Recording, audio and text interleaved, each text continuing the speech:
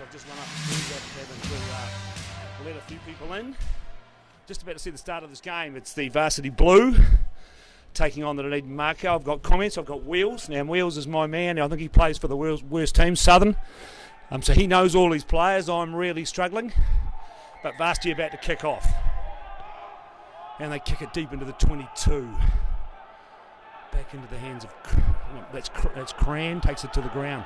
Ball comes back on the... And there's a penalty straight away. Fraser Hannon says penalty. I think they might have been sealing off their Wheels. Yeah, good to be joining you in the box, Petey, while you catch a breath a bit. Yeah, thanks, mate. Running up the stairs. But these two teams have been a standout all season for me in the Colts grade. Obviously, Dunedin Mako, the defending champions from last year, and they were looking to go back to back. This university team is no easy pushover. As we see, awarded to them within the first 10 seconds, Peter.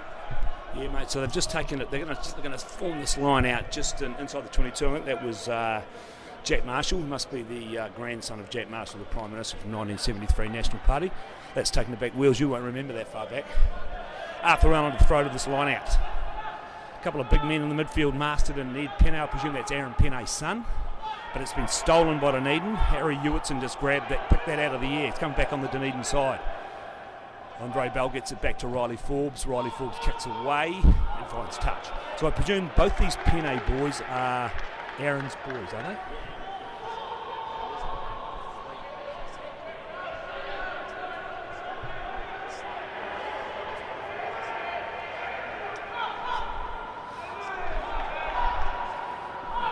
Gave them a B plus on the paper, a B minus on the paper yesterday. I think it's been a bit of strong performance from Southern this year. They came back from 3 teams to 5 teams and competed across most grades. So Jackson Young, look out for him. He's the wee fat halfback. I've watched him play before for Vast. He's very tidy. Marshall's got it now. They get it out into the midfield, but the Dunedin boys scrag him to the ground just inside the half of Dunedin. Youngman back there looking for it. Finds a runner. That's a Penney, obviously. Ball comes up to Zach Penney, that's his brother, goes to ground. Ball comes back on the Varsity side. Youngman in there looking for it. Youngman's got it now. Again, he's found Penney. Penney to Penney is the way we're playing at the moment. Takes it up the 10-metre line. Comes back. Youngman comes off the foot. Then the kick from Jack Marshall. And that's going to find touch just inside the 22.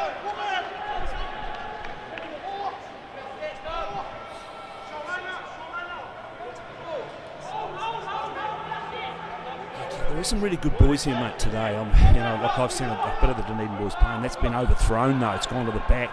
Riley Forbes gets in and scoops it up for them. It comes back on their side. Andre Bell, son of the Kalahari Bushman, gets it back. And they kick away down the middle stand side. That's not hasn't found touch. Comes back into the midfield. In the hands of the 15. Fires across, and they're looking for runners out wide. Nice tackle from Sam Shepherd for Dunedin. Dunedin go in there looking for that. And I think they may have turned it over. And that might have been Oliver Griffin. Now, to me, if you see much of this Oliver Griffin, I think he's the best open side in this competition. Would that be right?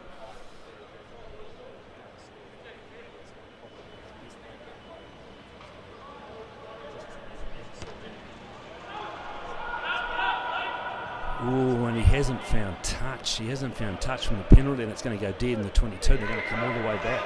That's what you get with Riley Forbes. He's either absolutely brilliant, or he can throw in a couple of years like that. Coming back for that. Oh, yeah, okay. Righto, here we go. So it's first 5. Jack Marshall again put them away. Coming down, picked it up. And again, they're looking for a runner here. That's Thorne Parks, who's actually a halfback player. Said for the Dunedin today. Ball coming back on the inside referee says penalty again. Fraser Hannon very quick on the penalty.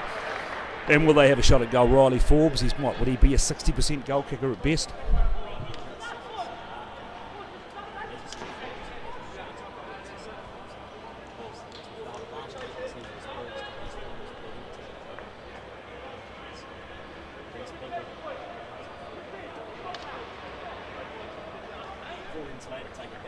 Yeah, look, mate, they've got a few, haven't they? They've got Ollie Lee, they've got Sam Ranger, Josh Redder. I think both those locks. Satinovich, the number 8. Obviously got Riley Forbes, Ben Shepherd. These guys have played. And as you know, Curtis Weeks, as you know, a finals experience, especially in the stadium. It's a bit eerie here today, mate. I've said a bit of a wander around. There's supposed to be 200 people. I think Dunedin, looking down there, might have 200. In comes Riley Forbes. and he's dragged that away to the left. So we'll go back to the 22. So has it been when you're on the organising committee, mate, has it been a bit of a trial to get this organised and get people in?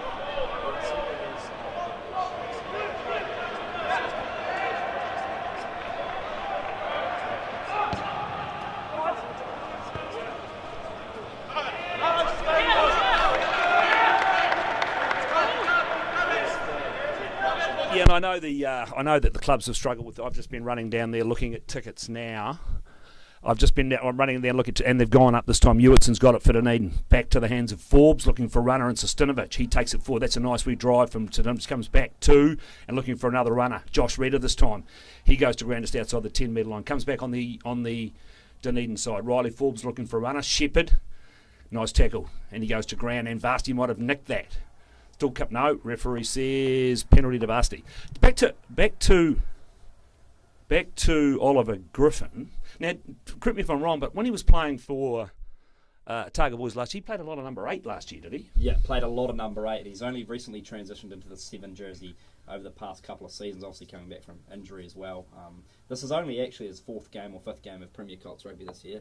He's had a few injury problems, but to me, I saw the first time I saw him play, I thought, because I wasn't a big fan of his at Otago Boys as a number 8. But as a 7, he's something special. Oh, I think the 7 jersey is definitely his home.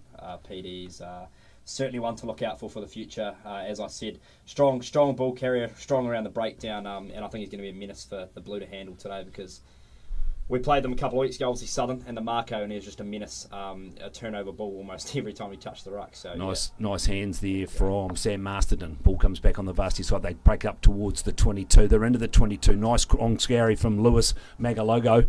Ball comes back on the Varsity side. Looking for runners again. It's Zach Penne with the headgear on. Into the 22. Youngman's got it. Looking for a drop goal early. A drop goal. And I think he may have drained it. How good's that? That's tidy. Very tidy from Jack Marshall, the number 10. You don't see many. I was looking the other day. I think that Taylor Hawes' drop goal to win the game against Harbour was the first one in about 5 years in Prem Rugby. Have we ever seen a drop goal at this level? Certainly not in the first 7 minutes of a final either, PD, that's for sure. Well, I mean, the finals football, mate, it's all about taking the points when they're offering. He took that well. That was a nice drop goal from. It was a bit skittery, but no problem with it going over from Jack Marshall. No, went over the white dot. That's the main thing, and gets them on the board first in this final. Again, they take it up, go down the tackle of Ranger, comes back on the Varsity side. Youngman looking for it. He's found a runner. And this time it's Theodore Davies, the other prop. Goes to ground, ball comes back. Again, Youngman, he's a very solid wee halfback. Puts the kick over the top. That's not a bad kick either. They come in and looks like they've taken that beautifully taken from Thomas McKenzie from Varsity. Ball comes back on the Varsity side. Youngman scrampers up there to grab it. Got it. Looking for runners again.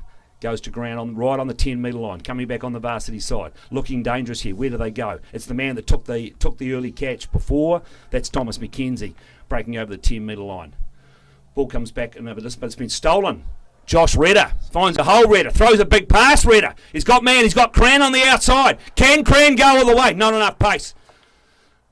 So that's Al Cran's son, a former Varsity player himself. In fact, I was just talking to Al Cran down on the stands. That was a nice run from him. But again, there's Curtis Weeks now. Runs around one of his own players. Still going, Curtis Weeks. Bit of a ginger. Ball comes back on the Dunedin side again. Looking for a runner. Referee says Varsity over the top of that. Penalty. Yeah, a bit of space on the outside there. Probably the first real break we've seen. PD, just not enough pace to get past the 22, but again, on the edges, I think they'll be key today if they get the ball out wide. Well, I think this wee man, if you've seen much of this wee man on the other wing for Dunedin, this is Chicane Pryor. Now, he's got real gas. I've had comparisons of him to Cheslin Colby from South Africa. Perhaps overstated, but he's pretty tidy. He made his Prem debut about 3 or 4 weeks ago. Right. Came on for the Prems. But just toning down my microphone because I'm too loud. Ball comes back. Referee says we'll have a scrum. It's going to be Varsity ball, just inside the Dunedin 10 metre line. 3 points to 0. We're 9 minutes gone first half. Yeah, so Chicane. Look, I'm impressed. So I just hope we see the skills from him today.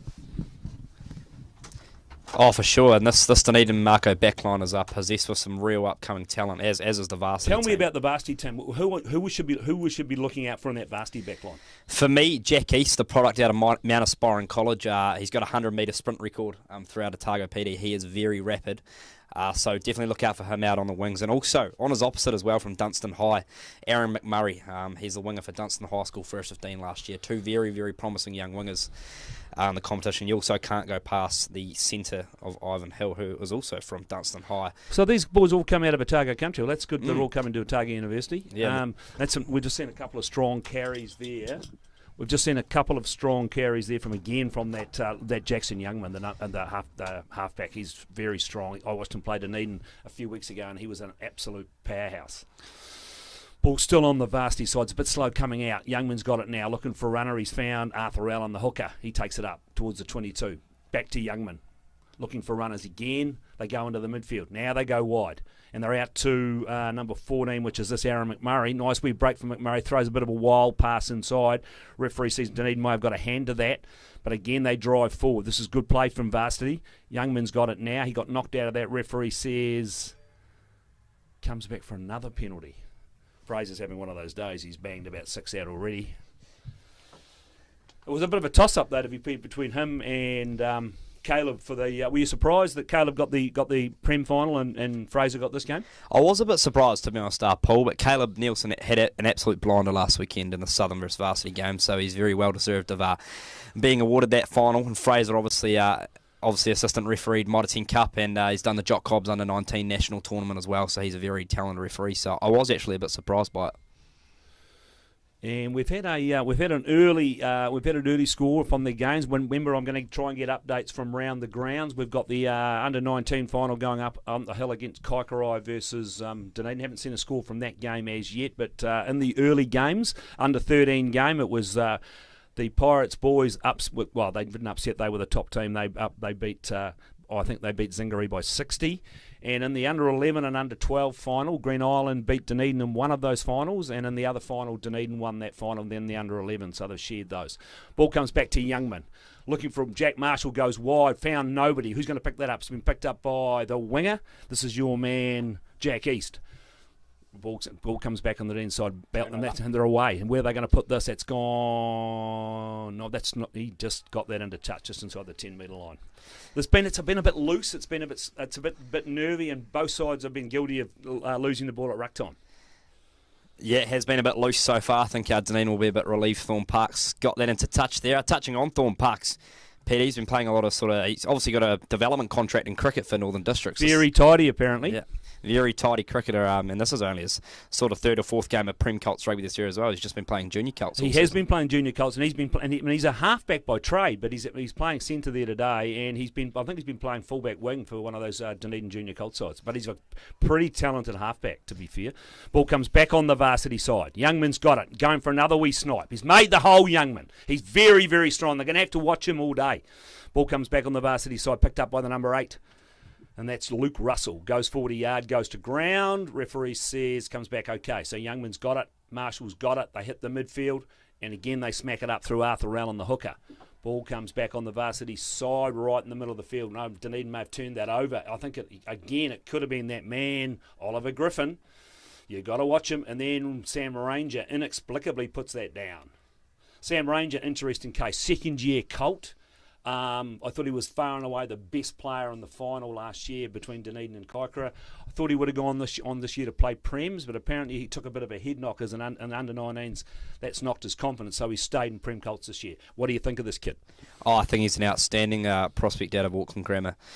Obviously, Peter was inspirational last year in the final, and's obviously been a part of that Otago under-19 setup as well up at Jock Cobbs, and it's interesting what a head knock can do to your confidence. It can completely sort of put you back down to ground one. So, Sam will be very, very key for them today, and he's been great all season for them, but I won't be surprised if we see him in a Dunedin Premier jersey next year. Well, yeah, look, and I think but then again, Dunedin have been reasonably well served by another 18-year-old who stepped up this year for them. Ball comes back to Youngman again, looking for a runner. And this time they go back to Youngman. Youngman's picked it up well off his knees. Still going, Youngman. Very strong kid. Ball comes back, referee says, I'm not sure what that was for, but we'll give him a penalty. So Dunedin the penalty, Riley Forbes to kick it away down the south stand side of the field. Yeah, wee obstruction there. Jackson Youngman unfortunately ran in behind his number 7, Lewis Magalogo, and Austin Sawania. And that's not a bit. At least he's found touch this time. So this line out's going to form just outside the 22. Remember, it's still 3-0 after that early drop goal to Jack Marshall. 14 minutes gone, first half. First real chance at a set-piece attack here for Dunedin. Can they win the line out? And they do. Ritter gets it. Back to the Kalahari Bushman's son. It goes out in the midfield untidy. Picked up. And that's an awful pass. And that's just straight into the hands of the winger. That was Aaron McMurray. Ball comes back on the varsity side. Looking for runners again. Chicane's all over him for Dunedin. Ball comes back on the varsity side though. Youngman's in there looking for it now, but Dunedin again scrapping for it, but no, illegally, says referee Fraser Hannon. We've had a lot of penalties of breakdown. They really need to sort this out. This game will go nowhere if we keep giving away this many penalties. And it's Jack Marshall to kick away down the north stand side of the field. And he's found a reasonable touch and just inside the Dunedin 10-metre line with varsity to throw to this line out. Yeah, it'll be interesting to see the penalty count early on, 15 minutes in. Certainly has been a few dominated by the whistle early, PD.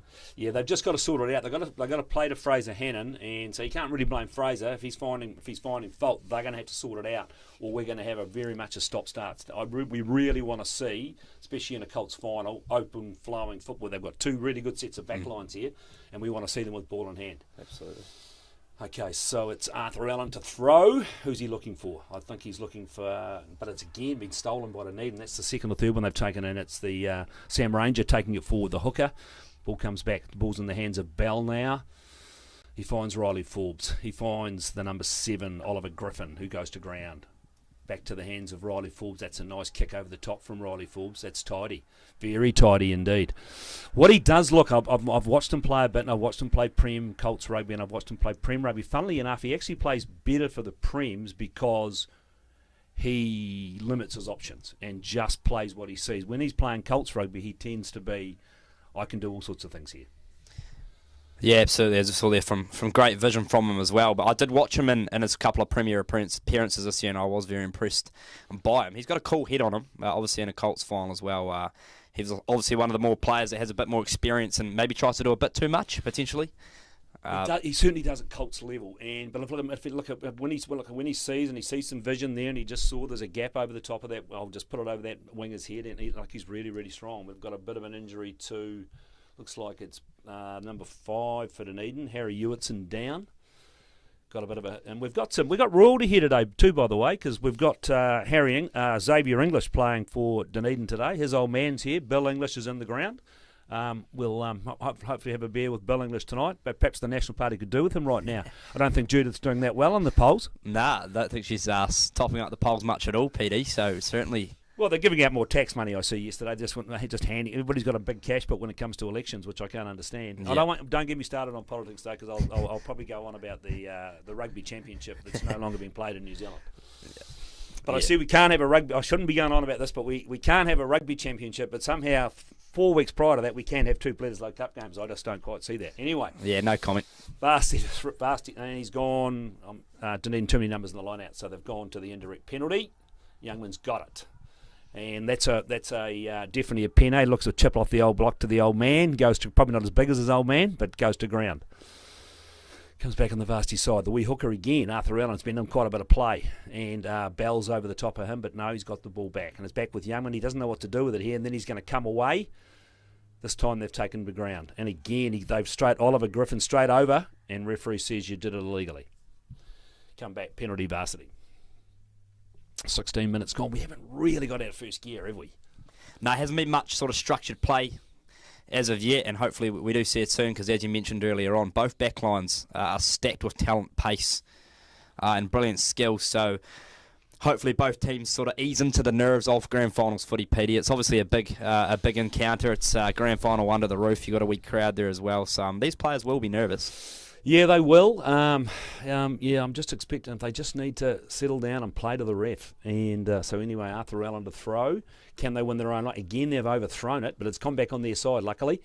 Ball's been picked up by their number 7, goes to ground, Lewis Magalogo. Ball comes back on the varsity side, and again it's Penne. Drives it up towards the 22. Strong run from Penne. Still going, that nice offload. Ball comes back to Youngman. Could have been a wee knock on. Referee says Dunedin offside. The number 6 for Dunedin, Josh Gallett, offside. Ball comes back. Referee pump. They could go to 6-0 here. Ball comes back on their side though. They go wide to the big number 8 and Luke Russell. He gets it wide to 14, McMurray. Nice little step and then taken to ground. Then they're over the top. Referee says we'll come back for the penalty. Surely they take the 3 points here. If he can drink a drop goal from there, because we've already seen him drop goal.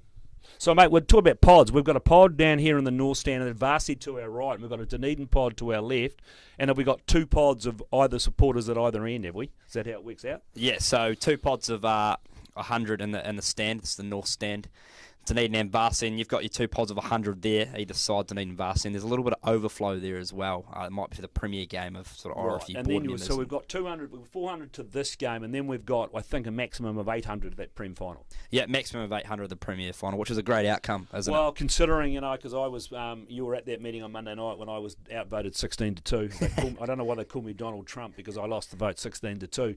I really wanted the finals to go back to clubs, but because I didn't think we'd get any crowd in, but it was a great result for the stadium to say you can have crowds of up to 1,200 people. That was a pretty cool result for us, wasn't it? Oh, it was awesome. And the stadium have been, really supportive of this whole sort of finals day, and they've been, awesome to let us have this sort of separate bubbles in to watch the finals today. So, I'm just glad that people can come in and watch some great footy. Jack Marshall, can he nail this to make it 6 points to 0 right out in front? Yeah, and I think he has drained it. So that's 6-0. Marshall with the penalty. And that's a handy early lead to varsity. Again, neither side are really pressured inside the 22, so we're looking for some of that from one of these teams to sort of take control of this game. So it's Curtis Weeks, the fullback, to drop out here for Dunedin, the wee ginger.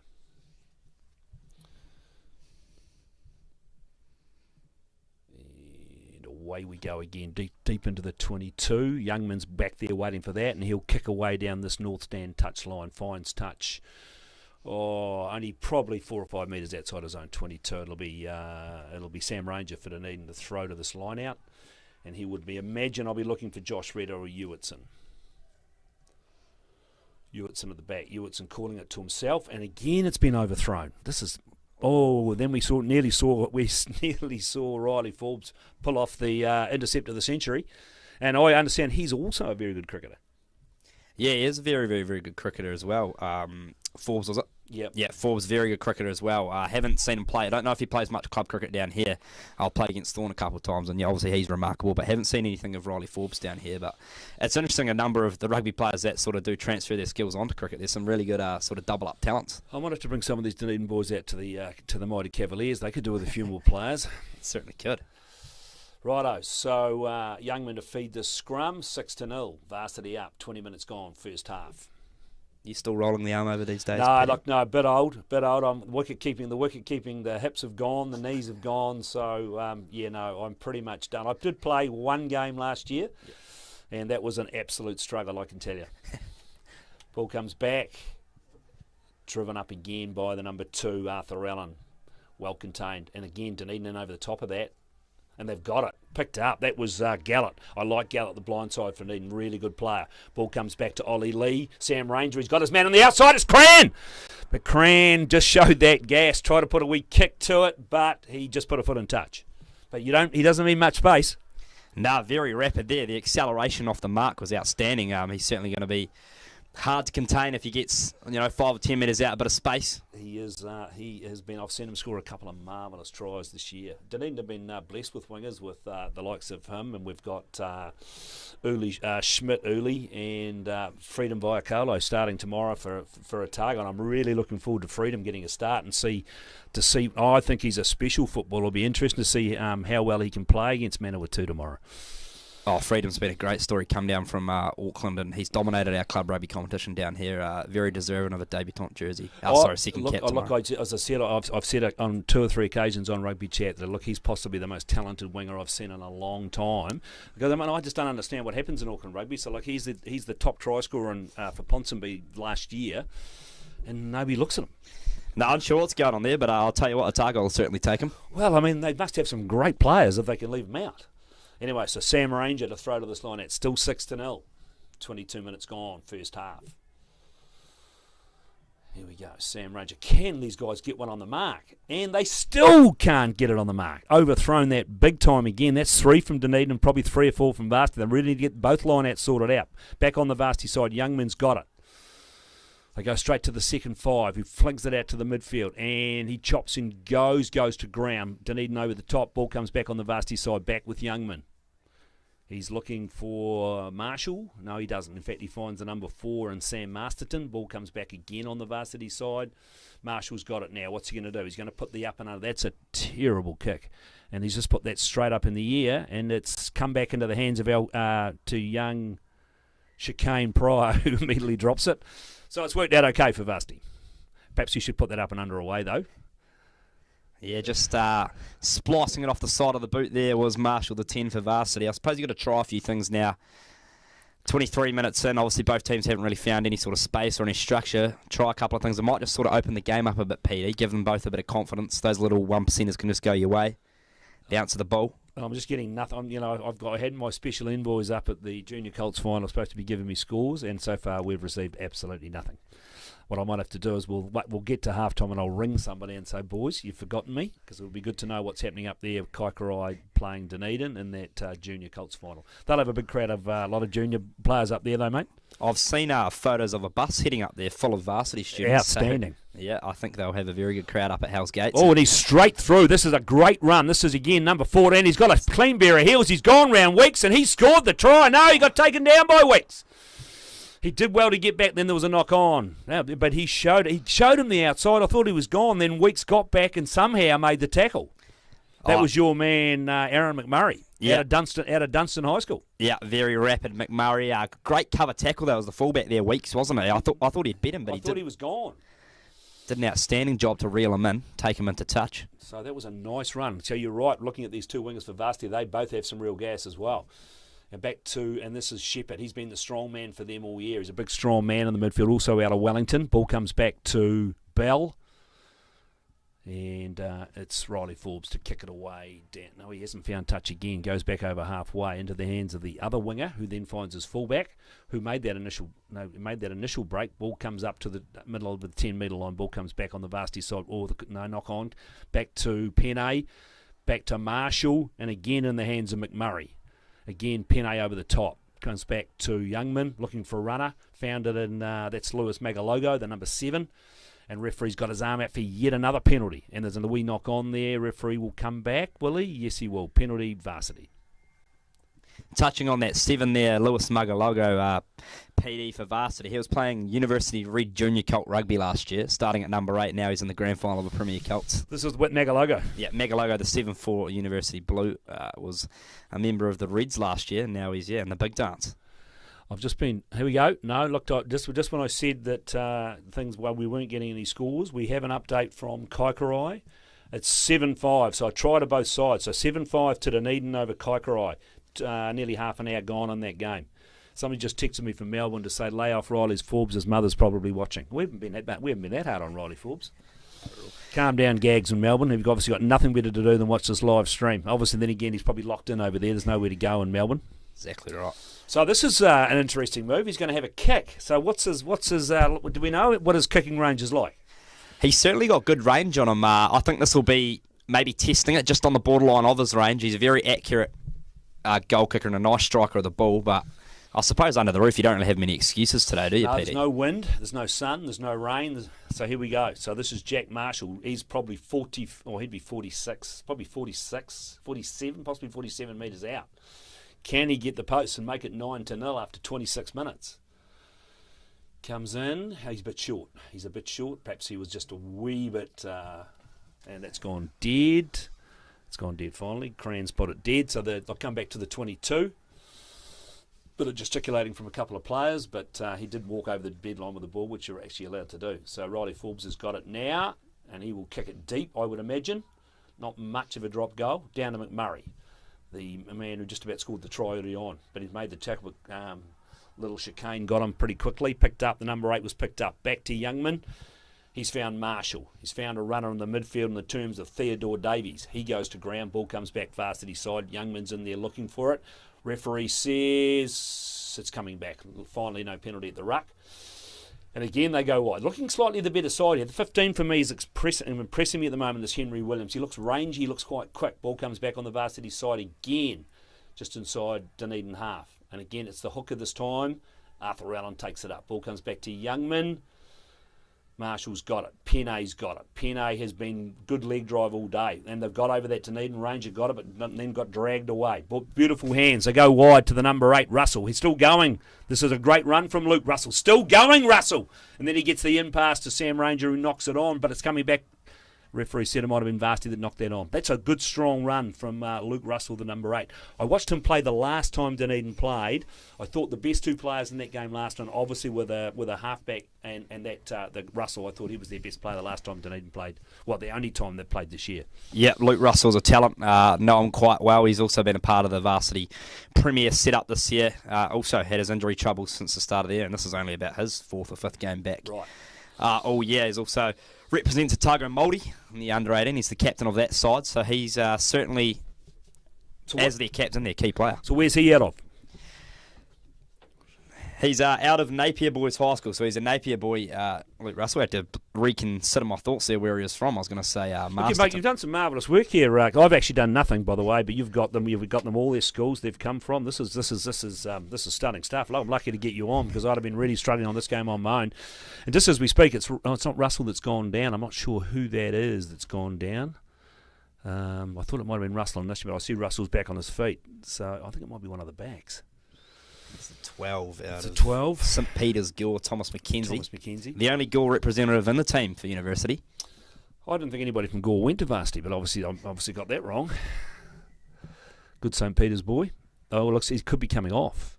He's heavily strapped anyway. That's my man McMurray, actually. Is it McMurray? Well, that won't help because he's been a stand. No, he's staying on. He's been a standout for them, but Dunedin to feed the scrum inside their own 22. They're down 6-0. And you'd have to say Varsity are worth that 6-point lead. They've certainly had the territory, and they have looked the more promising side at this stage as the sun starts to stream into the stadium. Andre Bell to feed the scrum. So Andre Bell is father, of course, the Kalahari Bushman, played for Otago, might have played for the Highlanders, I think, his father, from memory. Southern boy, his old man. Here we go. Riley Forbes. He's found Curtis Weeks. What's he going to do? Curtis Weeks kicks it down over the.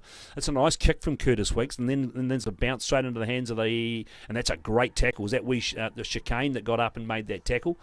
Ball comes back on the Varsity side, however. They got numbers out there. No, again, chicane gets bump off that time, and again they go to ground just outside inside the half, their own half. Back to Youngman. Again, they trundle it forward. Might have been Penne. Ball comes back to Youngman again. Again, it's the hooker who's been strong on the carry all day, Arthur Allen. Ball comes back on the Varsity side.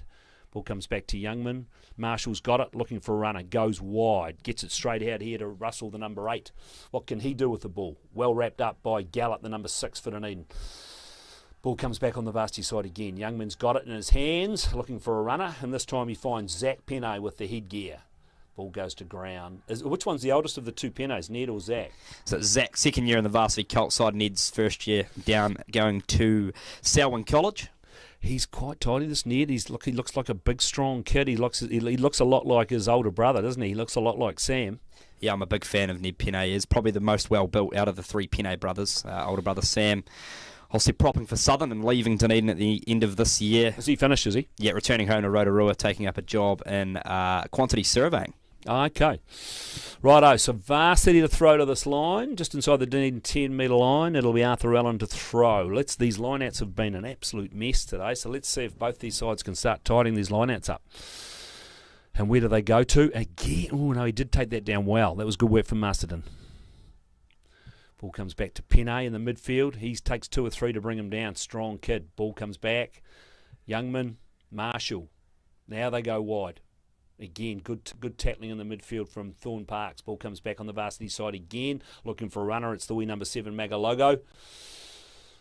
Again, a ball comes back. They're in there looking for a Dunedin. They're always looking for a turnover. Ball comes back on Varsity side, though. And have they got this? What's the referee say here? Referee says penalty, hands over the top of that. Didn't roll away. Probably a multitude of reasons. He's looking at, he's looking at Oliver Griffin. May have been a bit unlucky there, I think, Oliver Griffin. I'm not sure what the call is, if it was no clear release. I did see Ollie certainly release him and then go for the ball. So Sam Ranger wasn't that impressed looking the way he walked back after having a bit of a chat with the referee. Fraser Hanley's coming back out again. Oh, he might be getting told off for saying something that he should have. Just calm down, Sam. Yes, I think he has told him off. Get with it. You've got to get on the same page. You can't beat the referee, boys. you do not want to be on the wrong side of the referee, PD. Righto, this time he should have the legs here. He's only probably 4 or 5 metres away to the left-hand side of the posts. So I wouldn't be surprised if he nails this, Jack Marshall. Takes his time. He should have the legs this time. He didn't have the legs from 47 metres, but this is only probably 37, 38. And he's nailed it. So it's 9-0. 9-0. Nice handy lead to Varsity. 9-0. And I'm now getting texts from the irate Dunedin crowd. Oh no, I can't read that out. That's Mark Scully he's just getting totally out of control. So he's obviously not very happy with the referee, but we won't read that one out. Okay, so Dunedin kick down towards the 22. Youngman's back there waiting for it. Marshall finds his runner in the midfield. That's that wee 15 again. He's been good, the wee 15. I like the 15. Henry Williams. Ball comes back on the Varsity side. Youngman's got it again. Looking Sam Penne. Not Sam Penne. Ned Penne. Sam, Ned. It's all the same. They're all got 3-letter names. So many of them. Yeah. Aaron had 4 letters. No, he had 5 letters in his name. The boys have only got 3. Okay, ball comes back on the Varsity side. Where are we going now? We're going into the backs, looking for a runner, the second 5, and then he fires a pass back to Marshall, who kicks down to Riley Forbes, who is eventually going to pick it up and does so, just inside his own 10-metre line. He puts it deep down towards the 22. Waiting back for there is Marshall, the first 5. He pings it out to the fullback, who then goes wide, and there's that winger showing some pace, just away. Made 2 outside breaks there, then caught Ivan Hill. No, it wasn't Ivan Hill, it was Jack East. Ball comes back still with Varsity. They drive up towards the 10-metre line. They are looking the better side here, Varsity. And again, Sam Penne, but he puts that down. Picked up by Ritter for Dunedin. Played a lot of Prem rugby this year, Ritter. Ball comes back to Sostinovic. Oh, it's a terrible pass. That's over the top from Sam Ranger. He's got chicane outside him. Looking for a runner. Riley Forbes still going. Should have given it to Sostinovic. Ball comes back on the Dunedin side. But it's slow ball. Very slow ball. They pick and drive. Go to ground, just inside. This is their first time, I think, inside the 22. Ranger this time. He takes it up. Doesn't really make a lot of ground. 2 Varsity boys get over the top, but it's back in the hands of Thorne Parks, the centre. Picked up by the Energizer Bunny. They go wide. Weeks has got it. Weeks probably should have looked for a pass there. Went to ground. 5 or 6 metres inside the 22. Again, they're looking for runners. It's Ritter again, the lock. Goes to ground. In go the Dunedin forwards. Coming back. Bell's got it in his hands. He's found Shepherd, who finds big Ollie Lee. Ollie Lee drags it up towards the post. They're only 6 or 7 metres away now. Thorne Park's got it. They have to get it wide. So Sostinovic should have given it. Ball comes back on the side. But Bell's got it again. He goes wide. This time it's Weeks. Infield, they should have gone wide again. Shepherd this time. Varsity over the top, and they've stolen that. Ball comes back. I think Dunedin may have taken it back. No, it's come back on the Varsity side. That was great work. 2 men got over the top of that. They went the wrong way again. They had numbers out wide. And that's not a great kick, but has he found touch? Yes, he has. Nice wee period of play for Dunedin, but they didn't use the outside men. Oh, there was space to burn. I think a couple of inside passes would have certainly done the job there for the Mako, but unfortunately opted to take the ball into contact. But I think there's a try gone being there, PD. Yeah, they certainly have. But they're still inside the 22. This is their best period. And this is where the Oliver Bell comes into his own because he's so explosive. Ball goes to Ritter again. He's just getting himself into the game. Drags it up. They're only 5 metres out. They're only 2 metres out. Referee says knock on, come back. But it's I've watched a lot of Oliver Bell play for Dunedin this year, and when he comes on for the Prems, he does the same thing. He hasn't got the greatest pass in the world, but he's so fast at getting to the ruck, and he's so fast at getting that ball away. Oh, he is. Devon obviously been around the Otago setup as well in the 19s. Very, very quality young halfback. Obviously replaced Tim Hogan a couple of times in the Dunedin Premier side. And I think Dunedin's blessed at the moment with the whole Premier competition and Colts with some outstanding young halfbacks coming through. There is some good halfbacks, mate. I'd have to say that. I'm a wee bit disappointed. Otago have they bought an outside halfback in to play to prop up their stocks at the moment. I heard that. There was certainly an older face floating around. I'm not sure what his name was, right. but I think he might have played here before. But I'll dig into that before we go to that. My flatmate, James Arscott, certainly had another person to pass with the other day. So yeah. So is Arscott? He's okay. Yeah, he's good to go. So he's good to go, right? Yeah, he's on the bench tomorrow against Manawatu. Yeah. Right, so Varsity taking this away from their own line. This is a good bit of out rugby from them. Comes back. They're looking for the kicker now. Back to Marshall, and he's found touch right on the 22, or probably right on the 22. So Dunedin, they've blown a couple of chances. They got down. They could have gone wide. Then they made the nice run from Ritter, but again they over anxious, went forward, knocked it on. But at least they're back inside the 22. Remember, they're down. It's 9-0. There's only 3 minutes to go to half time. And there's an injury break to, it looks like it could be Ned Penne, the big number 5. In fact, he's just doing his boot up. So, as you touched on, first time Dunedin really entering the 22 in the first half, and they are very dangerous with ball in hand, but they've been starved of it, to be honest, in this whole first half. Varsity have pretty much had probably, I'd almost say 70% of possession so far. I would agree. So, and again, the line out from both sides, and especially Dunedin, they've overthrown a lot of line outs. They really need to win another line out here and get a drive going and get their strong ball runners on the ball. So Sam Ranger right on the 22 to throw to this line out. Only a couple of minutes to go to half time. They go to the back. This time they find Gallett. Ball comes out. It's Shepherd got it. Shepherd takes it up to the 22. Goes to ground. Referee's got his arm out. Might have been a high tackle. Then they've got a pass out wide, but it went nowhere. And again, it's back with Weeks, the 15. He takes it up. They're looking for a runner. He finds big Ethan McQuinlan. First time we've called him in the game today. Ball comes back to Shepherd, looking for a runner out wide. That's a nice pass out to Ranger. He's got some numbers. Good gas from Ranger. But then he just didn't get the pass away. Ball comes back to, on the inside, back to Bell. He's looking for a runner. He's got Shepherd. What's Shepherd going to do? He's going to charge it up. He's got Ritter on his shoulder. Ritter might have been ahead of him on that charge. Ball comes back on the Dunedin side. They're only 6 metres out. Then they drive. Ritter again, getting himself into the game, Ritter. They're only 3 or 4 metres out now. Now they're looking to drive, and they do drive. Sostinovic getting close to the line. They go again, and they go again. They score! Could have been one of the locks, I think. And I think it was Big Ollie Lee. Big Ollie Lee, the prop. No, in fact, it might have been Ethan McQuinlan. I'll give it to Ethan McQuinlan. We go with him? I think it was. Ethan McQuinlan goes over, cuts the score right on half-time, 9 points to 5, kick to come. Far better play that time from Dunedin. Dunedin have really come to life in this pretty much 5 minutes, PD. They certainly look dangerous with ball in hand, and it came from the lovely pick and go there from Josh Ritter, your man who's played outstanding in this first half for the Mako. Getting them that good go-forward ball, and all they had to do was a couple of hard carries up, Ollie Lee and then Ethan McQuinlan, to get them across the white line for the first try of the game. Righto, so Riley Forbes, can he put the... And that was, look, it's, as we all know, we talk about before and after half-time, it's crucial. If they'd gone into a half-time now 9-0 down, the energy goes, the confidence goes a wee bit, but they get it back to 9-5, 9-7, they'll probably think they've dodged the bullet here in the first half. Oh, absolutely. A wee bit of a coach killer there for University, because they did hold them out for a long period of time before. Drained it. So 9-7 with that conversion to Riley Forbes. So 9-7. Yeah, but you're right. They'd have been thinking, what do we do here now?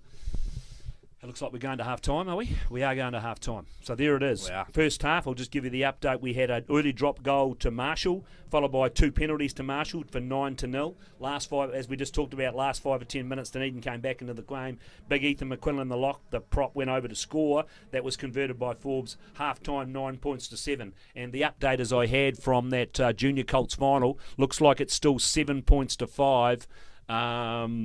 Dunedin over Kaikorai, and we'll be back to you with the second half.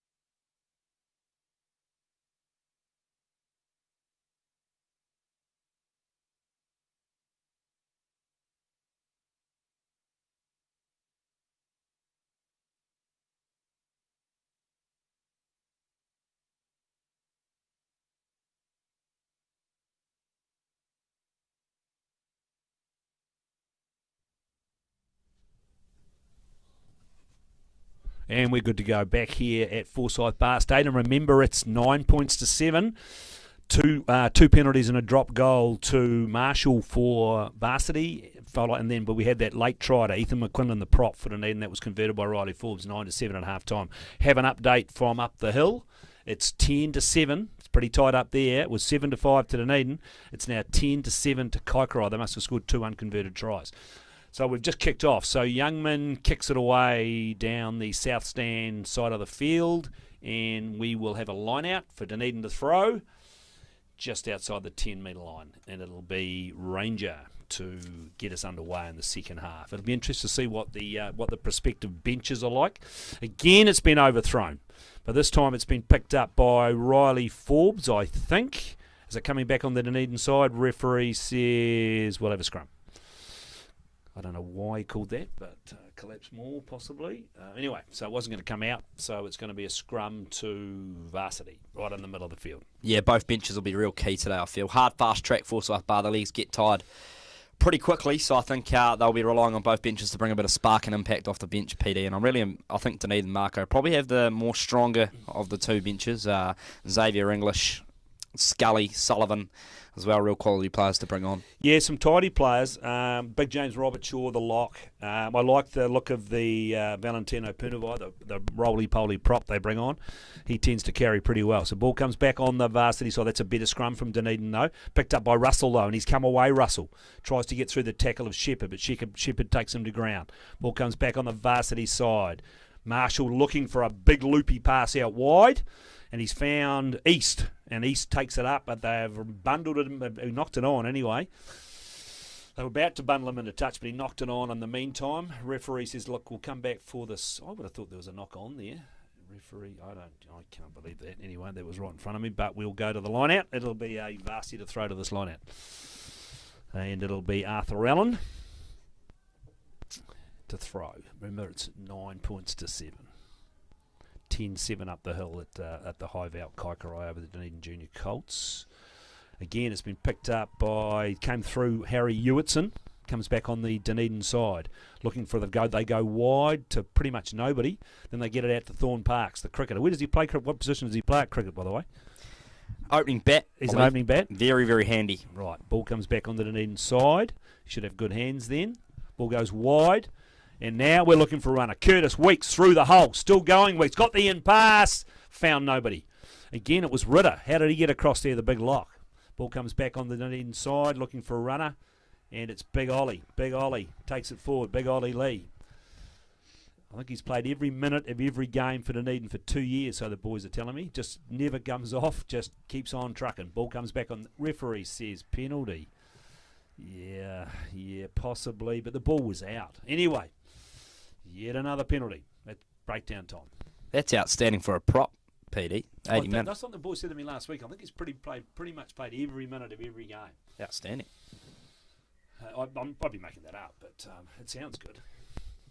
Absolutely. And we've got an injury. We have an injury to, looks like it's our winger, number 11, has gone down. Jack East. He looks like, no, in fact, it's not. It's Marshall. It's actually Marshall, the first 5. So where are we at in this game? So it's 9 to 7. Dunedin, as you said, came back in the second half.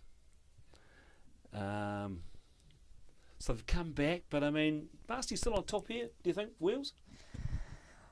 In the last 10, I'd certainly say Dunedin sort of have the momentum shift. I think this is going to be a game certainly of momentum changes. I think obviously Varsy, if the early penalty there, will take a lot of confidence in that. But it's too hard to call at the moment. It's very, very even. Yeah, you're probably right. It's interesting. But we just need to perhaps get Rain and the penalties still out of the game. Get the lineouts sorted. Lineouts are getting better, but we just need to get the penalties out of the game so we can actually see some more rugby. We've seen too much of this. Stop start. We've had few injury problems, and of course there's no alcohol to fuel the crowds here today. Obviously, you've obviously got no bars open. Yeah, it is a bit of a shame we can't have our big sort of finals festival idea that we had with the bouncy castles and the food and obviously the beers as well, which makes it great. And the whole club room thing we were going to do, which would have been fantastic. It would have been a great day, you know. Yeah, and I was hoping to get 5,000, get some real money into grassroots rugby. That's not straight. But referee says play on. Ball comes back on the varsity side. looking for runners, and it's the number 8 goes to ground. And ball comes back to the 15, Henry Williams. He puts a wee kick over the top, goes down, and hello, they're going to score. No, referee says that's out. Oh, wow.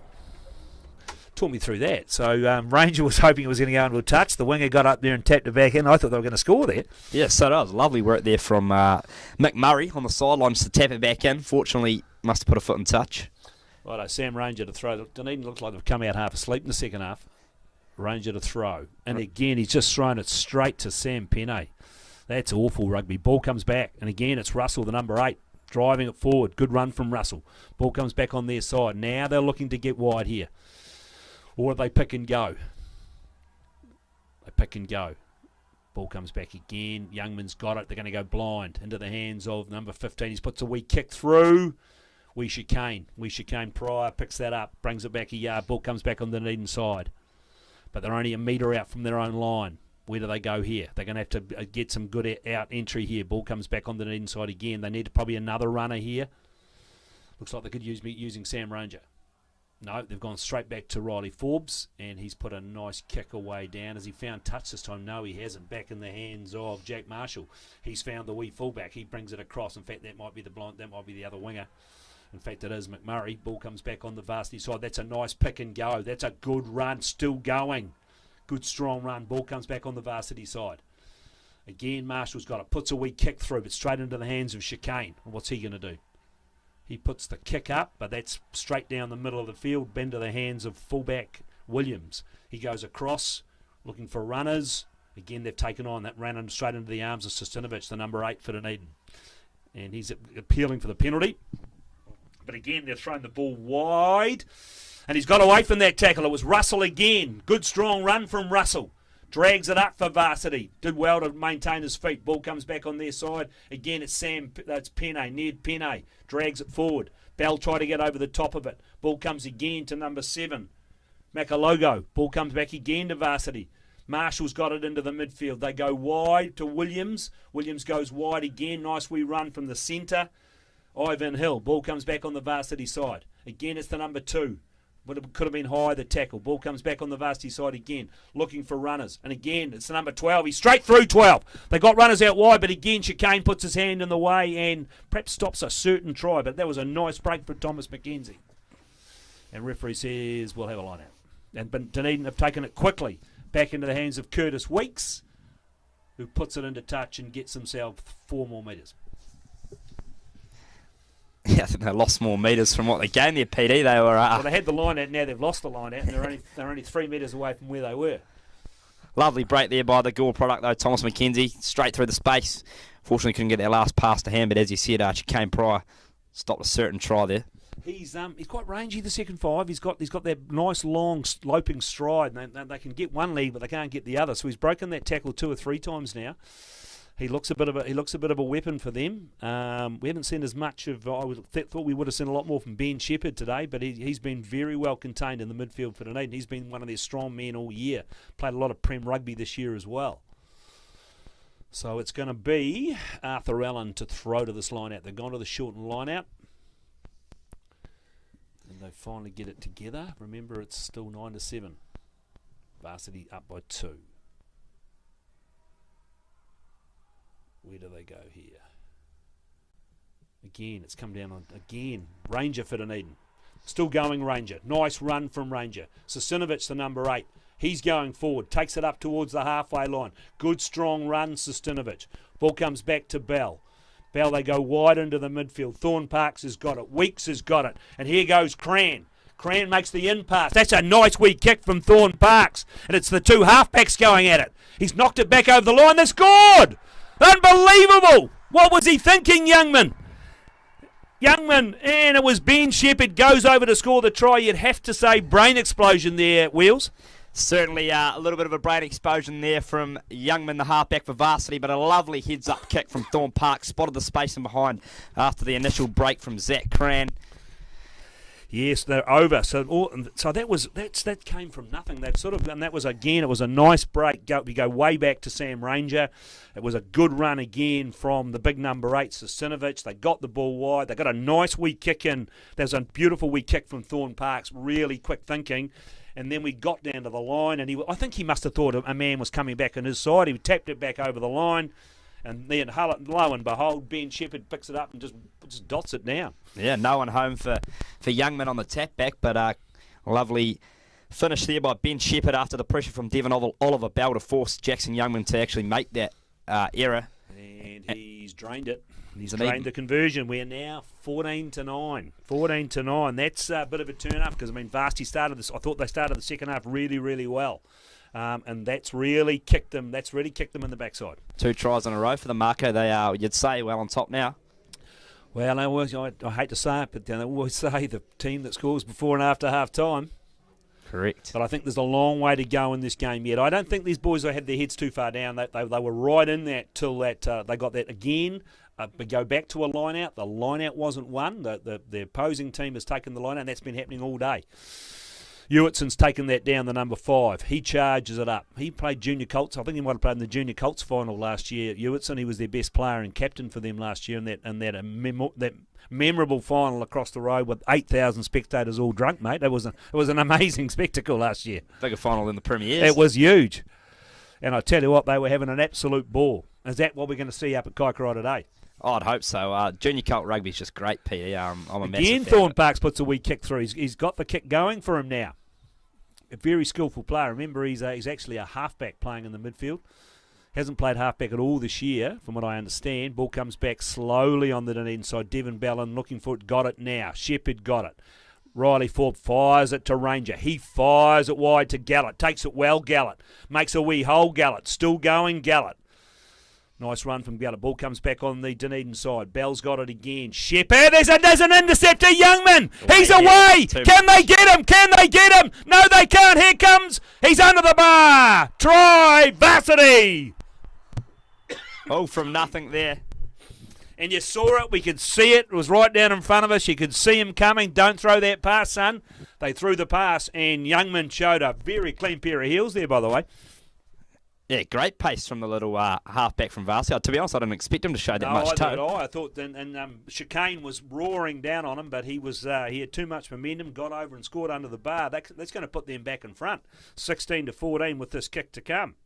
Yeah, much needed there for University. We foot off the pressure a bit that was being applied from the Mako. Has certainly kicked into gear in the last 20 minutes of this match. Varsity are ringing in the changes now. I think Ned Penne, the number 11 Jack East, and also the other Penne leaving the field for University. So they are looking to get some fresh legs on the field. Ned Penne really strong for me for Varsity today. So I'm surprised they've taken Ned Penne off. So who's coming to replace Ned Penne? Possibly Oliver Geddes or Gareth Ward-Allen? Yeah, I think they got Geddes onto the field there, and also potentially Sean Chenery for Penne. So Sean Chenery, we think, for Penne. Okay, we'll get to that. Definitely Geddes on there for Penne. So it's Geddes for Penne. Okay, righto. So here we are. It's now 16-14. So Dunedin need to regroup after that spectacular solo effort from Youngman, the halfback. So we kick it deep into the 22 from Weeks. And there's the man of the moment. He's got the ball. He puts the kick down that side of the field. He's found a reasonable touch just outside his own 10-metre line. So Geddes is on for Penne. And who else do we think is off? So both Penne brothers both Pennes are with off. The field. Yeah, also so Jack Chenery will come in for the other Penne. Okay. So Chenery has 17. Geddes is 19. Okay, righto. Ball comes back on the Dunedin side. Again, Shepherd this time takes it up. Good strong run from Shepherd, takes it up towards the 10-metre line. Oliver Bell's got his hands on it. Riley Forbes throws the pass to the big number. That's Xavier English on the paddock now for Dunedin. And there's Curtis Weeks making a wee hole. Comes back on the Dunedin side. Bell there in a flash. He's found Shepherd. He's found English. English really keen to get into this game. He's carried 2 times in the last 4 movements.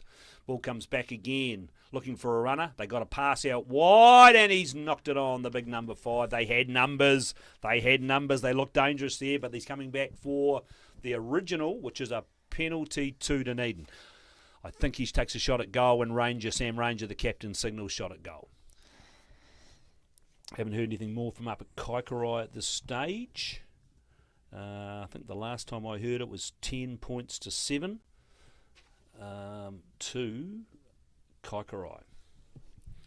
Ruben Barnett enters the field for Jack East for University PDR. The only international player on the field today. He's from the Kingswood School, Bath in England, so didn't actually attend school in New Zealand.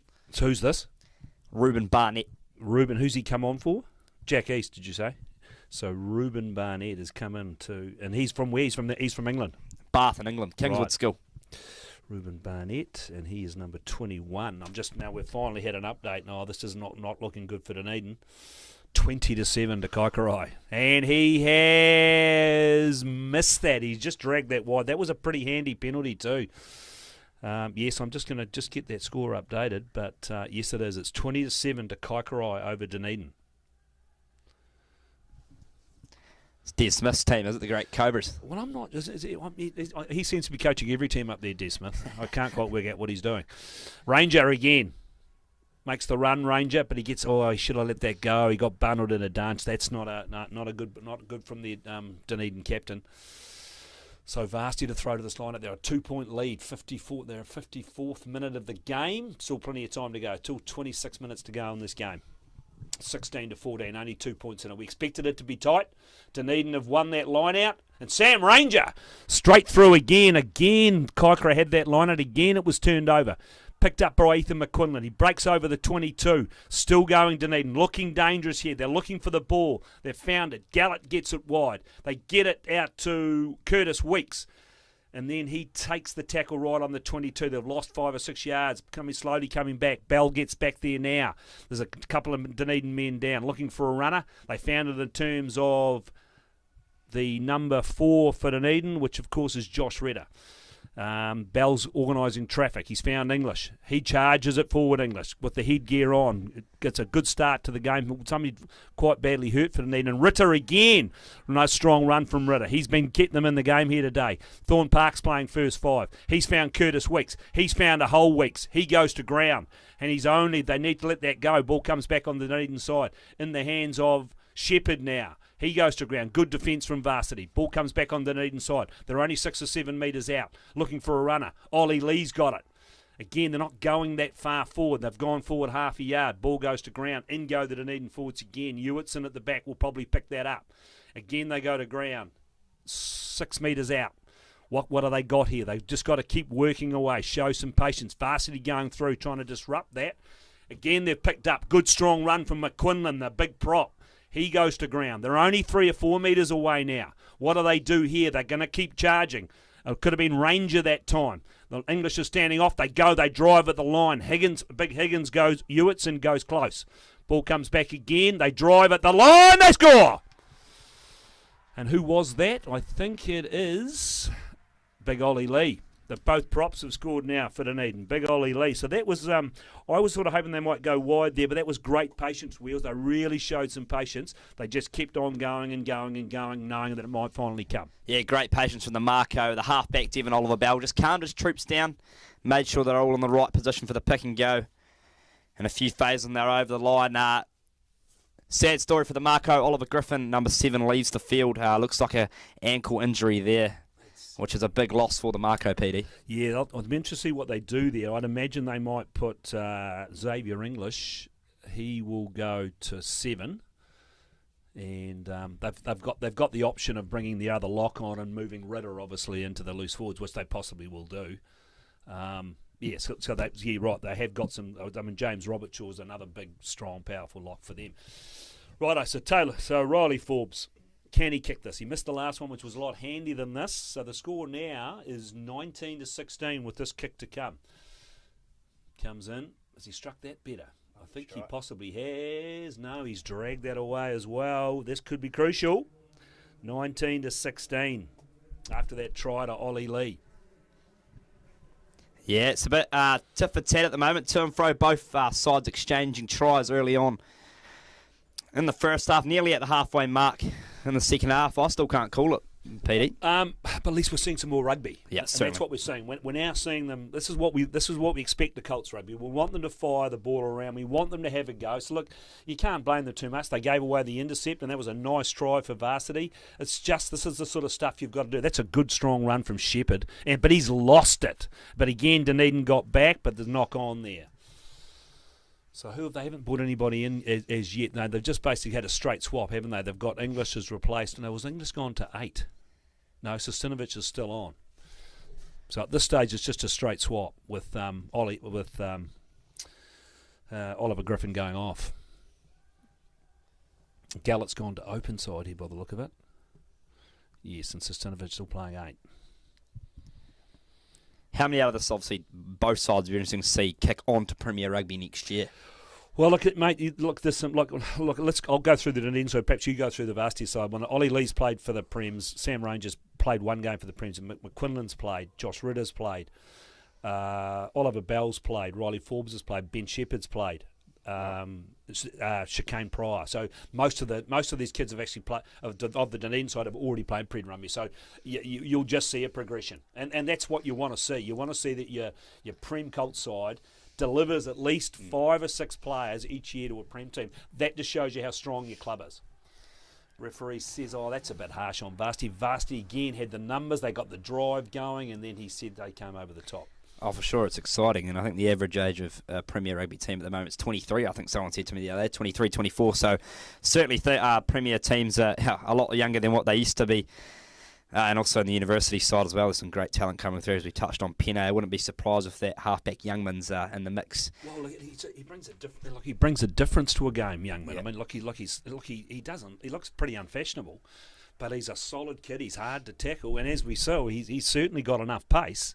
And again, Dunedin have taken that down at line out time. Ball comes back. Dunedin line-out's starting to look better. That's another good run from Big Ethan McQuinlan, getting himself into the game. He's had basically a year and a half off, Ethan McQuinlan, with injury. Again, Dunedin, Sostinovic this time, breaks over the halfway line. Ball comes back on their side. Oliver Bell looking for it again. He's got Shepherd. Shepherd crashes over the halfway. Ball comes back to Bell. Varsity have got in and stolen. They got 2 people over the ball there. Really good work. And comes back on the Varsity side. The wee number 7's got it now. They're playing at 6s and 7s. Now they go forward. Good work from Theodore Davies, the prop. Good to see. Give the ball to a prop. They know what they're doing. They only know one way. Just go forward. Again, it's the hooker this time. It's Arthur Allen. He makes good 3 or 4 yards. Back to Youngman. He finds Marshall. Looking for a runners out wide. Again, that's better tap, but there's a wee knock on there from Chicane Pryor. Got his hand to it. Referee says penalty. A wee bit harsh, but possibly got to give it. So another penalty. The penalties just keep stacking up. Remember, it's 19-16. There's 20 minutes to go in this game. 20-7 to Kaikorai over Dunedin up at the High Veld, and that could be curtains for the junior Colts from Dunedin. Super Club, though, I did say Super Club this year would win every grade. I think there's a bit of tongue-in-cheek when I said that Wheels in the paper at the start of the year. With all these Otago coaches, they got players coming out. They've got the most teams, 7 teams in club rugby, which is a great effort to them, though, to be fair. But they just haven't quite carried it on. So they're playing in 2 finals today. So it looks like they've won one of them. Can they turn around and win the senior final against the mighty Strathtyre? Also got the Premier 2 final as well. Green Island hosting that one. Well, you'd have to say it's a big drive here from Varsity. This is good stuff. This is a good line-out drive from Varsity. Dunedin don't want to pull this down, or they could be in all sorts of problems. They're still going forward. They've gone 15, 20 metres here. This is good work from Varsity. Didn't go the backs. That won't help. But anyway, they're driving towards the line. They could score here. This is a 20-metre drive. They've gone down now. Referee says penalty try. Yeah, and he was always going to say that, wasn't he? Because if you drag it down on the line, 90% chance they're going to score. Penalty try to Varsity. And now, all of a sudden, we're now looking at a scoreline. I've got to add that 7 on, don't I? So that's 23-19. And the captain, Sam Ranger, has just been shown a yellow card as well. PD, it goes from bad to worse for the Mako. Was that for dissent, or was that just because he was the one dragging it down? He was, just the unlucky one in that big cluster of players in the mall. That won't do he's not getting on with the referee anyway. That's certainly not going to help his demeanour when he comes back on the paddock. But that's 10 minutes in the bin. So now 23-19. What have the Mako got? Is this enough? Does this get Varsity over the line? Do they win the banner? Dunedin can't back up year on year. Curtis Weeks puts it deep. People in there looking for that. Varsity have knocked that on. It's back in the hands of Ollie Lee. English has got it now. Riley Forbes, nice tackle too. Nice ball on all tackle on Forbes.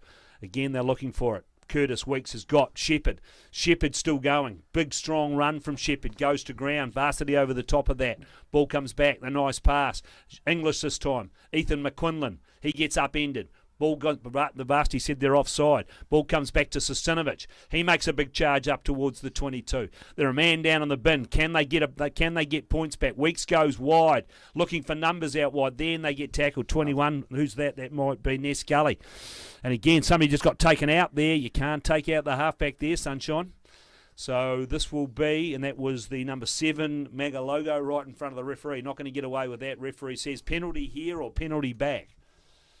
What are they going to call? Because Rangers, of course, off the bat, Sostinovic might be the captain at the stage. Xavier English is waving his arms in the air. Hello, but there's a bit of a change in the score up at Kaikorai. It was 20-7. It's now 20-19. Wow.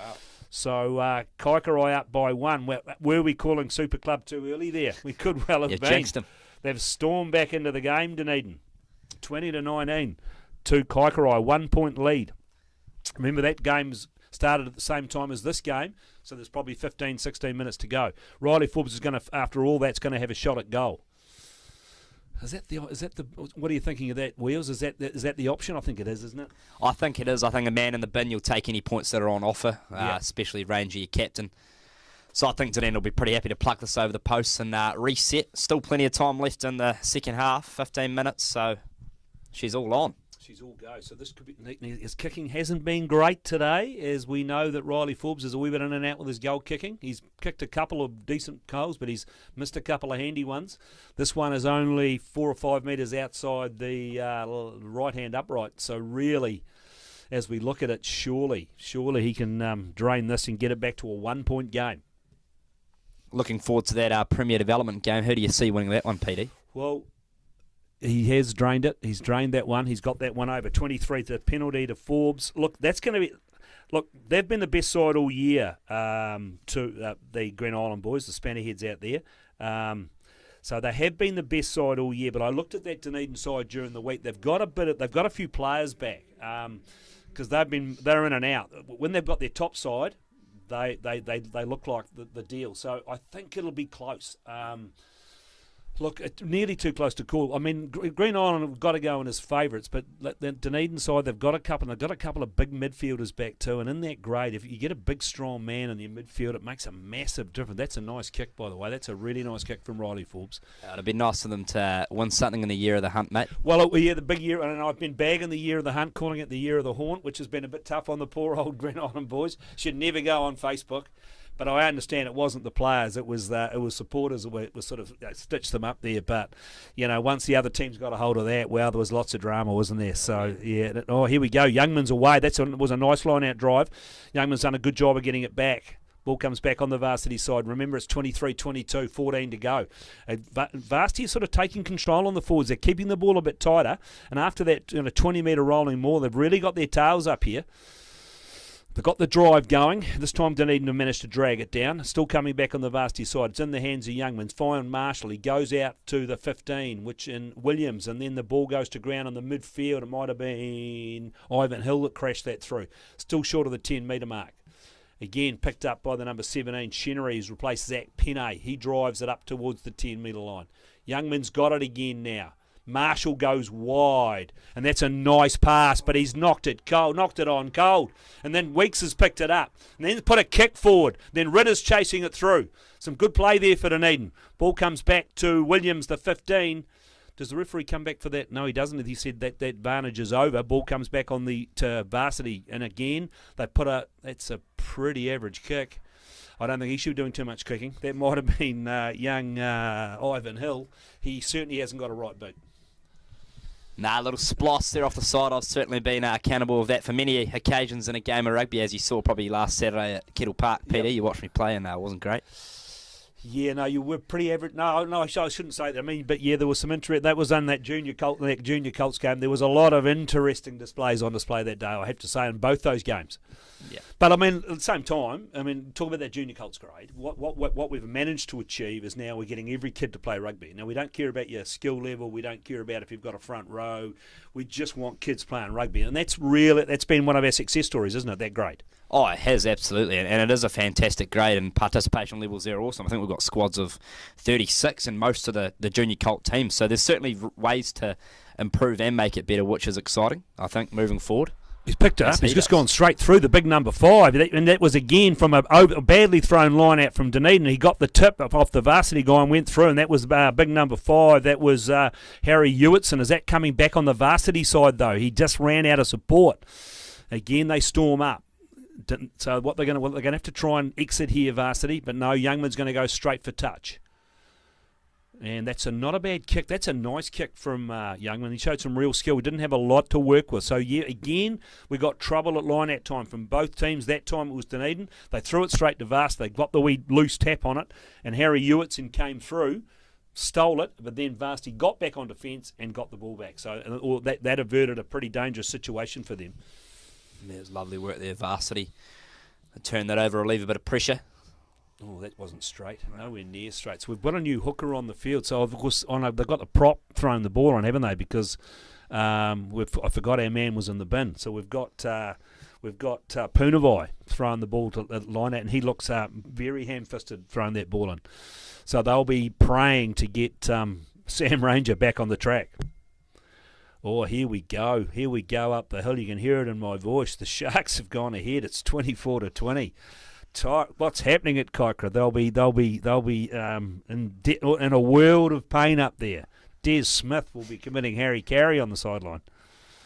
24-20 Sharks. Remember, they were down 20-7, and now 24-20 to the Sharks, the mighty Bull Sharks.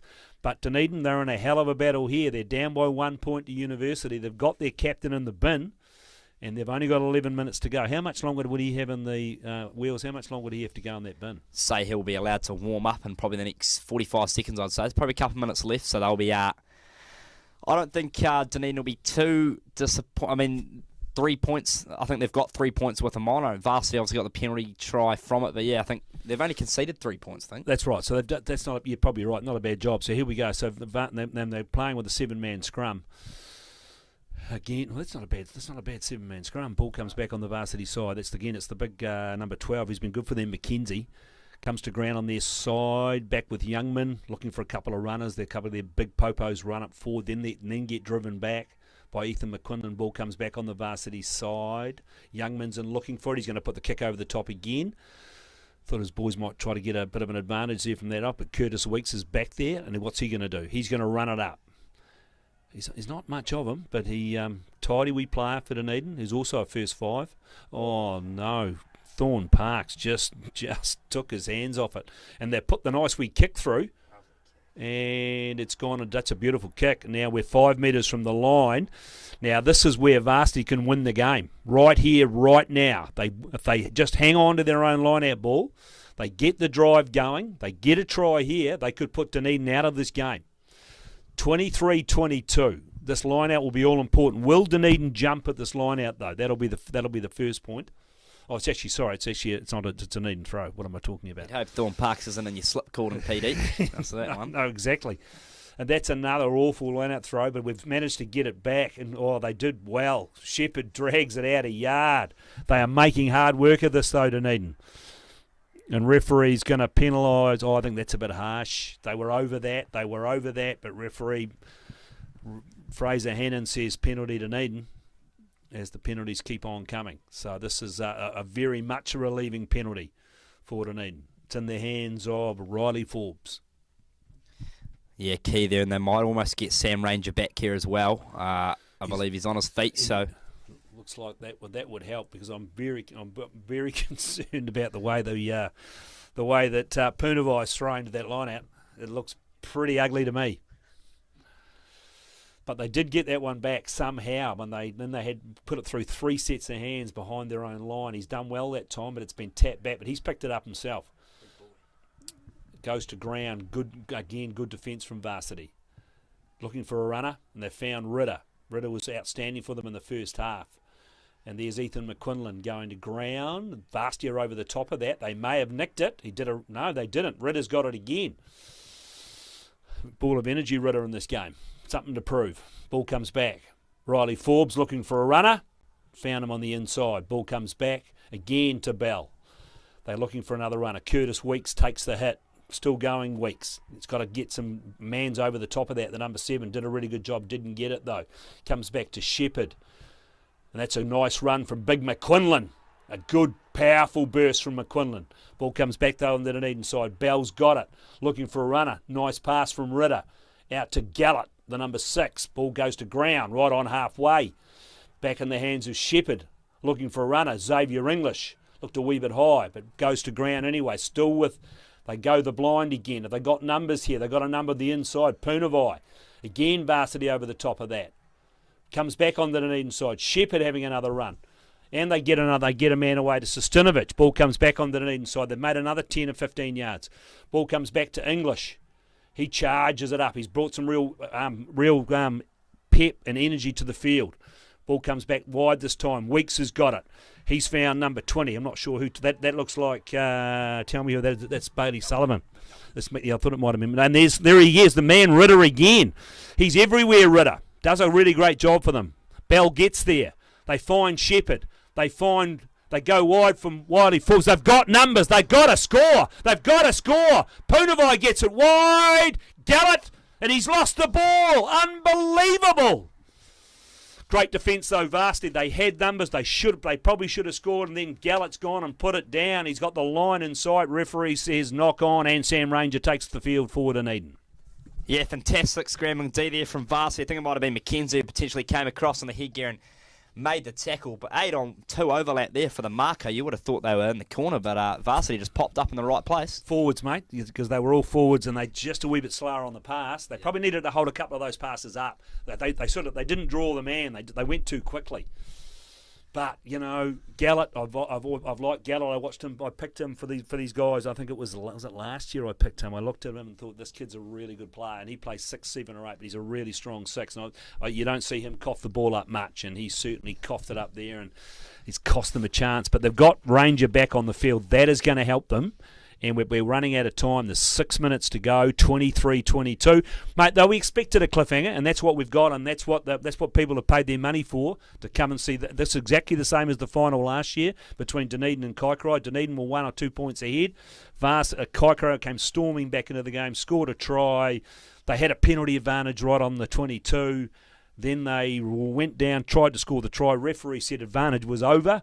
They were horrified. Kaikorai, I think, was a reasonably fair call, and then they put it out, and Dunedin won that game. This is exactly what we've got here. It's 1 point in it. Oh, how good's Premier Colt Rugby, PD, and to see these young fellas showcasing their skills under the roof, it's a fantastic opportunity for them. And Dunedin put up a massive great scrum. That's a great scrum. They've turned it over, I think.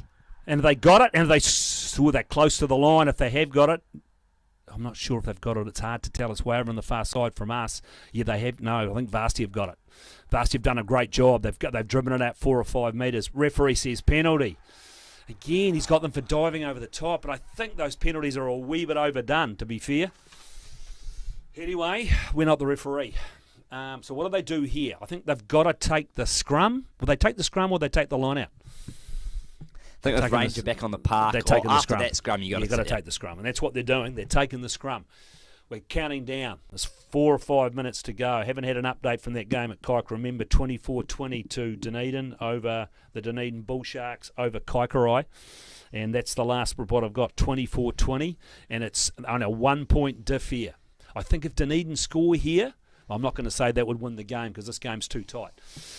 Righto, so here we go. Oliver Bell to feed this line out. Sorry, this scrum. What am I saying? So Devon Oliver Bell. Interesting back set up here, PD. 12, 13, 21, all very lateral beside each other. What are they looking for? They're looking for a runner, and they've found that could be Bailey Sullivan. That's not Ness. Definitely isn't Ness Scully. And here they go. They're close to the line. They're only a metre out. It was Ranger that took that in. What do they do here? They're going to have another wee charge here, you would think. They've got ball. That's good defence. Varsity got up really, got numbers there really quickly. Can they get this back? They have got it back. They just need to show some patience here, Dunedin. They drive at the line. They're they're still a metre away. Ball's going to come back slowly. They'll have another go here. Referee says, try! I thought it was a penalty, but no, he's given a try, and he's given it to Oliver. It looks like he's given it to Big Ollie Lee. It was a bit of an anticlimax, wasn't it? Because they were having to go again. So Dunedin have scored close to the post, 27-23, kick to come. Yeah, massive for the Mako. Could it be the one? Certainly not calling it, but that'll go a long way to taking another banner out to Kettle Park. So it is now 27-23 with the kick to come. That'll give them a 6-point lead. So what we do need from Varsity in the last 3 or 4 minutes, they do need to get that converted try. Yep. So that puts more pressure on. But Riley Forbes, he's mercurial on the kick. It's pretty close to the post, but I'm not going to give it to him at this stage. So 27-23, kick to come. Even though that man from Melbourne told me his mother is listening, I'm still not convinced he can kick this goal.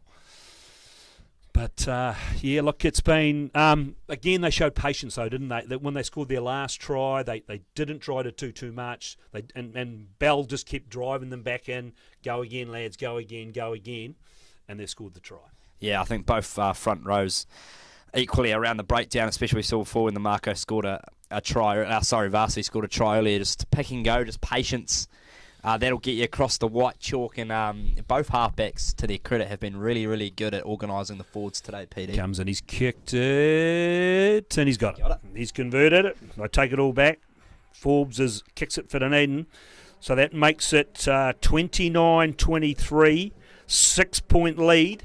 And according to the game clock here, we've got 3 minutes to go. So it's all on for young and old. Can Varsity get themselves back into the game? And it'll be Jack Marshall to get them underway. He's kicking short this time. Has he kicked it? Not? Has he kicked it far enough? But it's been brilliantly picked up by the big lock. Unbelievable performance. And he's showing some real gas. Still going, big Harry Hewitson. And he gets the ball back on their side.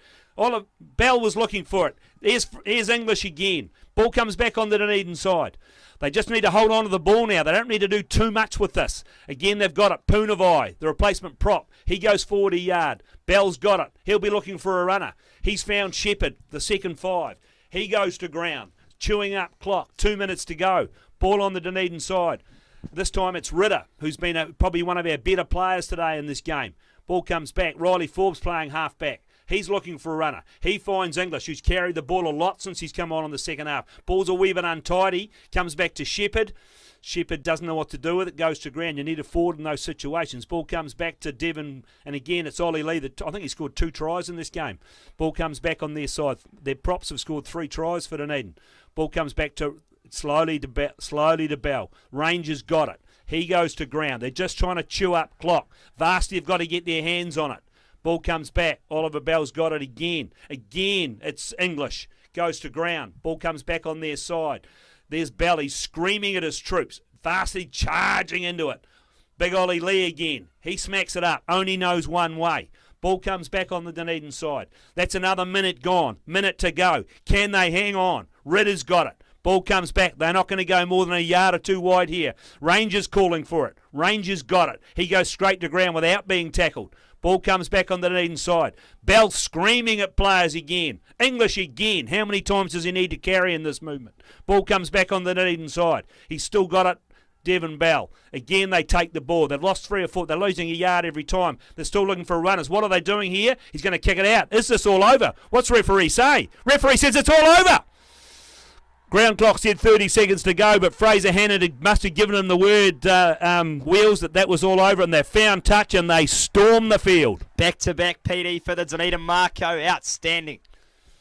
Yeah, look, that's a great win. You've got to feel, though, for those Varsity boys. They put a lot into this game when they went down and scored that penalty try, and they deserved that penalty try. They were well and truly back in this game, but the Dunedin Heads didn't go down. They came back, and they scored 2 tries. No, they did not, and Sam Ranger, when he came back onto the field, just rallied the troops up, kept them going, and, mate, he's led them to 2 from 2.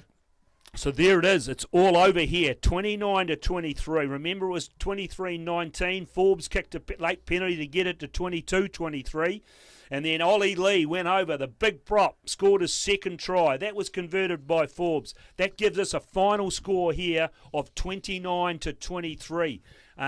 We haven't had a final result yet from up the road, up at the High Veld. Remember, it was the Dunedin Junior Colts, the Bulls. They were leading 24-20. Tamura Ione comes onto the paddock. The coach comes onto the paddock. They're a pretty happy bunch. So that might be it for our coverage here. We'll be back with you. I'm going to go down and talk to some of the lucky players of the day. But remember, it's all over. 29-23. The Dunedin Mako have beaten the Varsity Blue. And we'll be back with you at 3 o'clock, and where we will be calling the varsity team are taking on Tyree, same final as last year. So we'll be back with you again at 3 o'clock. Thanks to Garador. Back with you at 3.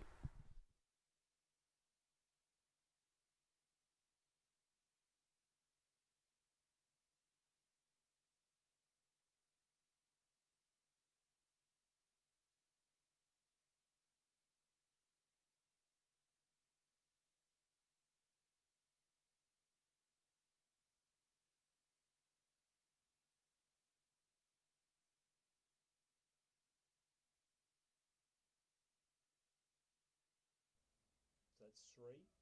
I think Tyree will thrash Varsity up. That'll give them 2. That'll give them 5. Then 3. I think Dunedin might win it. How good? No, that was good. That was a good game. No, it was actually, that second half was much better. First 20 minutes. Very average. Yeah. Now, bloody oath, mate. Cheers for having me on. Oh, that was good. It's always enjoyable. Are you heading down to I'm going to go down and do some interviews with captains. Righto, mate. Good luck. Thanks, Wheels. I'll see you down there afterwards. Sounds good, mate.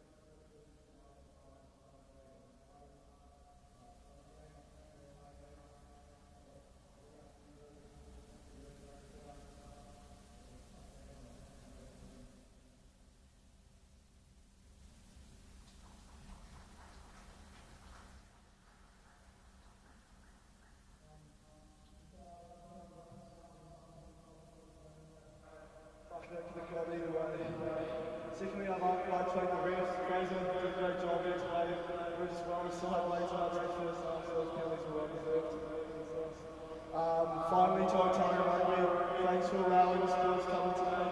Obviously with COVID and whatnot going on, I think all the family and friends will be able to come watch, but cheers for that. Finally, to our boys, we'll sort it out later. Cheers.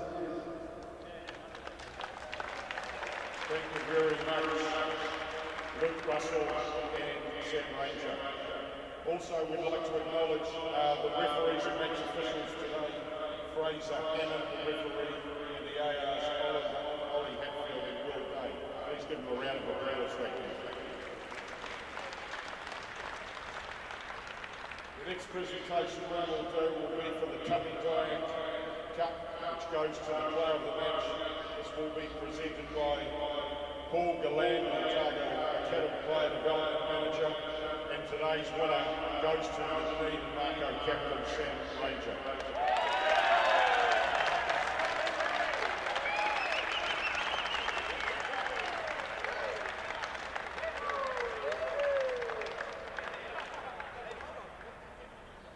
I'll just ask Paul Hessian from the University Club. Paul is also Deputy Chairman of the Metropolitan Club Rugby Council, and Paul will now present the winning trophy to the Dunedin captain, Sam Ranger. Along with the pennant to go to the club.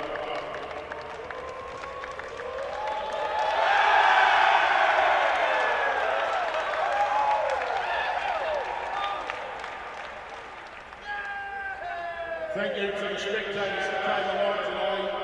We had to, we're under restrictions, but thank you very much for your time and supporting your clubs.